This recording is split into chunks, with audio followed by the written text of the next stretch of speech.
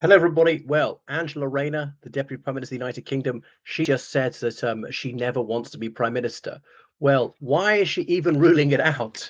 It's a bit like denying a crime of which you've never been accused, because it's a racing certainty that Starmer will not lead Labour into the next election. So he's got 4 years to go at most. Okay, the next election could be as late as say August 2029. Likely they'll go on 2028 if the polls are favourable. If things are going all right after 4 years, governments tend to call an election rather than risk going into fifth year and it going very badly wrong. I mean, perhaps surprisingly, the Conservatives called it about 6 months before they absolutely had to. Maybe things would have gone even worse for the Tories if they'd waited the last few months.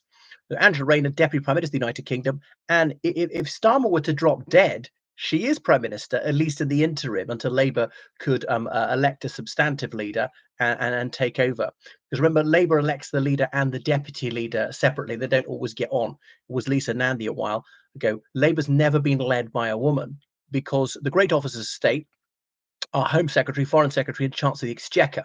So most prime ministers have held at least one of those offices, some two. Only one's held three, and that was James Callaghan, a Labour prime minister, 1976 to 79. So that's why I'm always speculating who'll come next. And I always thought it won't be Angela Rayner because she's too dim, but I can't rule her out. Of the four serious contenders, give her at least a 10% chance. I'm told she's very popular amongst the Labour grassroots because the thing is, she's about the right age. She'd be young, not too young. Would have held a major office as deputy prime minister in charge of whatever developing housing and stuff like that. And she's also identifiably working class. She's got the good backstory from a Labour point of view, a sob story about there was a dad not there, her mother's mentally ill, Angela Rayner had to prevent her mum committing suicide and stuff like that. I mean, how much of that is true, I don't know. That her mother was illiterate, accidentally served them dog food, and Angela Rayner left school at 16 without any qualifications to give birth to a child. Now, making the choice for life, that was morally courageous. And that is the only thing for which I accord her a huge amount of respect. She is a good person in that regard. Sadly, she doesn't try and protect other people's children.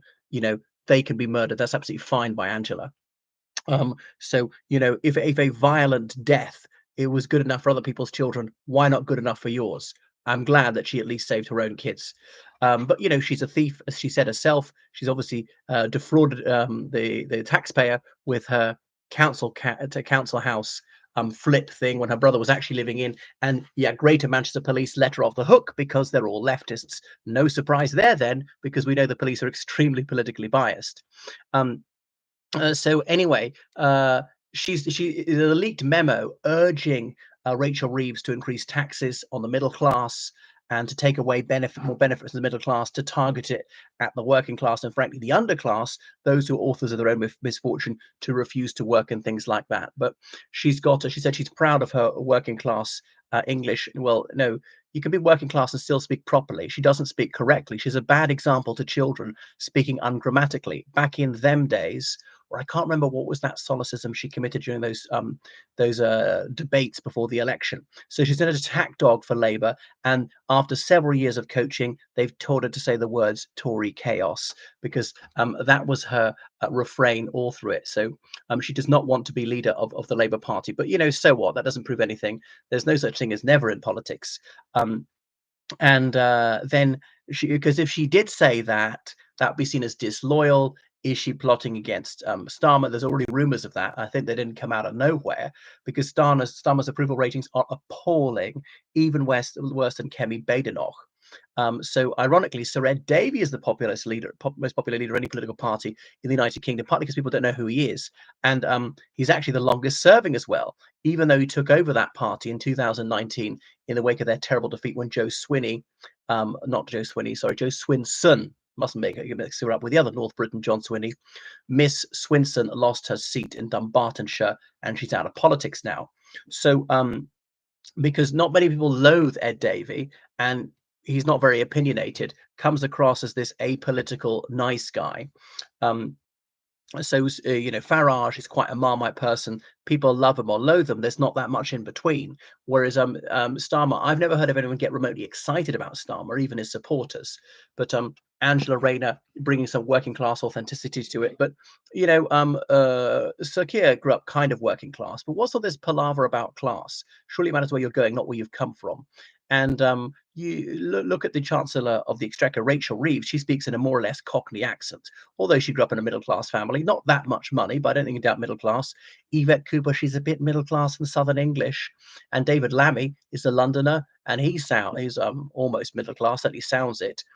He became upper middle class later in life, but all the others, I respect them for their intellect, their achievements outside politics. I don't respect what Miss Rayner's done. And okay, working in a care home, we need people to do that. You can achieve in that as a trades union official, trying to rip off the taxpayer, trying to let people skive away from work and things like that. I do agree with some workers' rights, but should be wrecking business by giving people rights which just make it almost impossible to employ people. If they can't fire people easily, they won't hire people easily by having even more of the thought police oppressing people for cracking a joke or expressing an opinion that others don't share. So it's really Orwellian what she's doing, but it might yet happen because remember, I think is they all have an equal vote. It's all members of the Labour Party. It's not the MPs. I don't think they whittle it down in the Labour Party. So that's why she might do quite well. And Rachel Reeves, as a very unpopular chancellor, has screwed up a lot, had to row back on policies, couldn't afford the winter fuel allowance for middle and high income pensioners. All of a sudden we can. Where's that coming from? So Miss Rayner won't like that because that's not hammering the bourgeoisie. So she is a real class warrior, has got a chip on her shoulder, and she just doesn't have the reading ability or the cognitive skills to comprehend what she's supposed to be doing. It's just not well informed, proves her ignorance again and again. But of course, that appeals to some people. Some people are threatened by those who are educated. Trump has the same appeal. And I know he's got a degree from Fordham, but obviously you can get anything for enough money in the United States. So how come you can't be like a teaching assistant in a school, but you can have your finger on the nuclear button without a degree? So it really is preposterous. Labour is disproving this idea that you have to have a degree to ever be in charge of anything. So yeah, I wouldn't put it past her. Remember Boris Johnson, when Cameron was prime minister, Boris Johnson saying, he doesn't want to be prime minister, but if the ball were to come loose at the back of the ruck, which it won't, I would pick it up. So obviously he broke every promise he ever made, and he did want to be prime minister, and that's why he resigned from Theresa May's cabinet as foreign and Commonwealth secretary.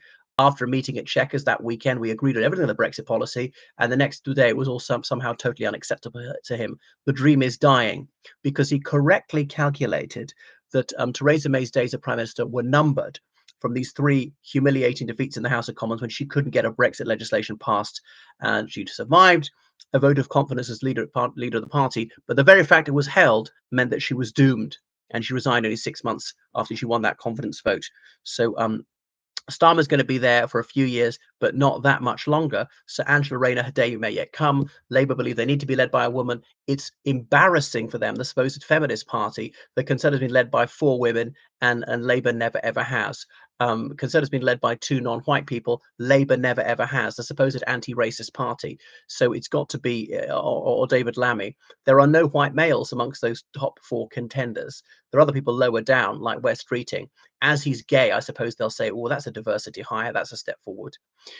Anyway, thanks for watching my channel. Make sure you subscribe on Patreon, donate PayPal, georgecallahan79@gmail.com, and try and make sure an ignoramus like Angela Rayner doesn't become Prime Minister.